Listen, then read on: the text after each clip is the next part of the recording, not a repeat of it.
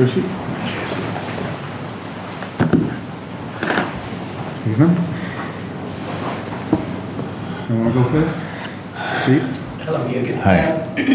They made you work hard for that, didn't they? Yes, especially when the ball was out. Then the game really started because the throw-ins created a proper mess. For us, you can prepare for a lot in football, and this game was now the preparation for us for the future, but for this kind of thing, obviously we were not prepared well enough because we knew about the threat. When you could tear the ball and throws it into the box. The first ball we could have defended better. I think Ibu was a bit too much in a fight with whoever was around him. But how he dealt with the second, third, and fourth ball, that was actually not even close to be good enough because they won all of them and brought him always back into the area, and that's in the end caused massive problems. I think especially the second goal they scored, we should have. As a player who is not directly involved, you need to read the situation better because you cannot. There's one who fights for the ball, and all the rest has to pick up where is the next potential threat. So there we were not. That was not good enough. He scored our goals as well from set pieces, different set pieces. But anyway, and so strange game with a lot of possession for us. First half, I don't know, I still don't have the stats from the second half, but first half I think it was like 86% or something like that, which is a really strange number. And that makes life difficult. So you have to be patient. And I know for the people, the first half is not a half where you think, oh my God, football is a fantastic game. But it's hard work, and that's what we had to do, and boys did that. Then scoring the first one is obviously very helpful. Then we got the lesson in throw-in started then. They scored the first.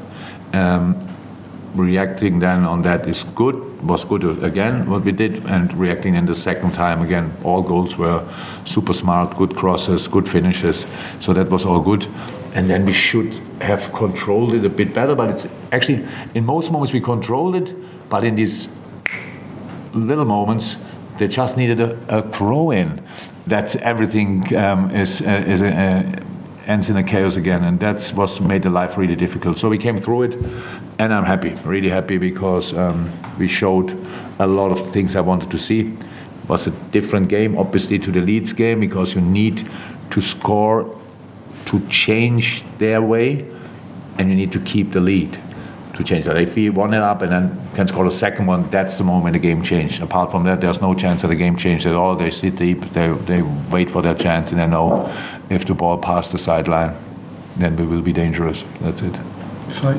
Again, results change a lot of perceptions. You've won 2 games in a row. Well, incredible. When was that last time? When was the last time? Does anybody know? Long ago, huh? Two wins in a row. Oh, that's not too long ago. Oh, I thought it was last year. I was going to add on the 2-0 down against us. Has something changed, or is it the same team playing the same way? No, things change. Some things change. So it's now strange to say after a game like this, but in general, because we didn't have to defend a lot, but the main difference between Leeds and all other games was the way we defended. It was much better.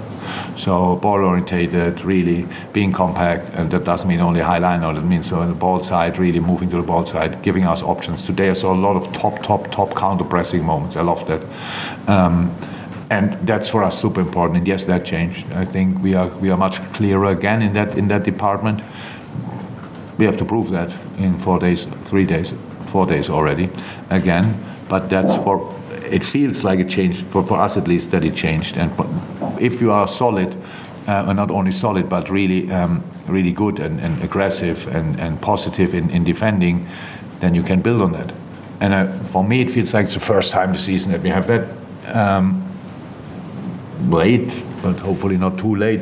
And now we have to build on that. But the most important thing in football is obviously our results, and fighting through this situation today and getting 3 points We just have to look in the dressing room. The boys are not silly. They know that we were not perfect, but they are really happy about that. And it's 3 super important points. I told the boys in half time, we had these kind of games hundreds of times.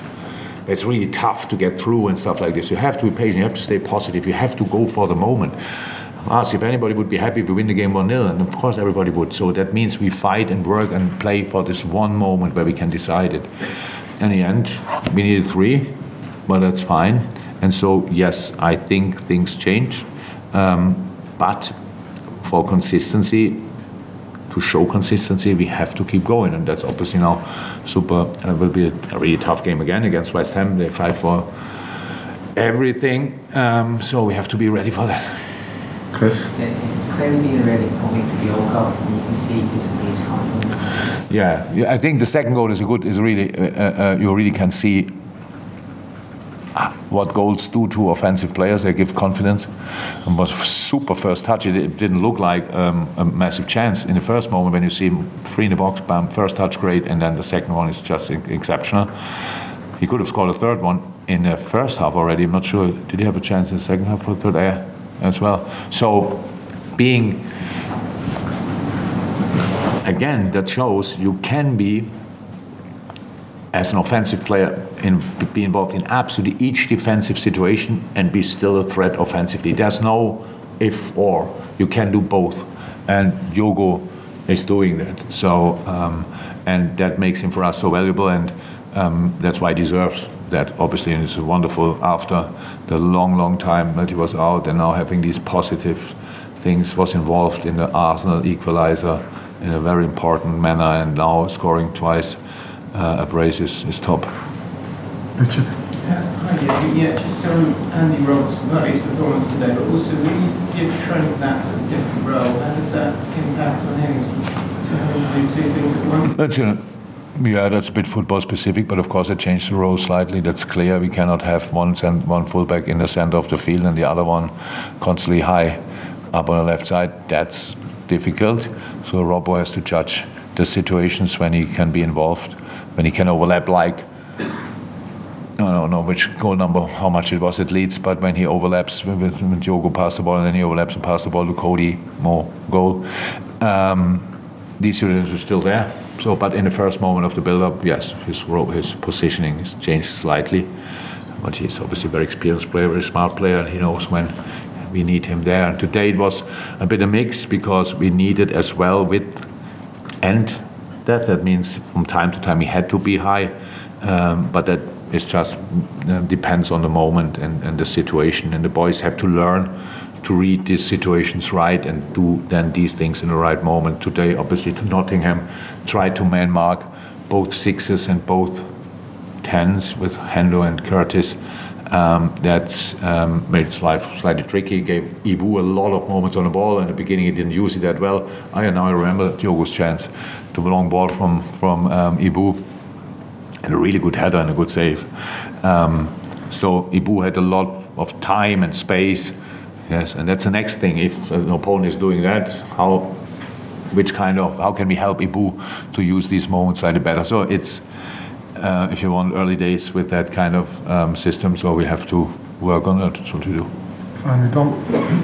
Yeah, I just wanted to check something. In injury time, I thought you were looking at the crowd as the crowd were leaving, but you could have been looking at the fourth official. I didn't know which was which. I just wanted to. And I don't remember it. All right, no, because the reason I asked is it looked like a scene. You remember the Crystal Palace game when you've been your first couple of days and you turn around and you've seen the crowd leaving early. It looked like you were doing that again because there were a lot of people, but I didn't know whether you were looking at the fourth official. And I wanted to be clear that I was in contact with the fourth official a lot, but just asking me how long. How long? So I was really, it was 5 minutes. Yeah. That's fun. Nowadays, really short. So I saw today 8 minutes last night, was 8 in the first half and stuff like this. I'm not sure we got the information about that's happening from now on. So the game is now 106 minutes or something like that long. Interesting, but yeah, no. Thank you, everyone. Welcome. See you.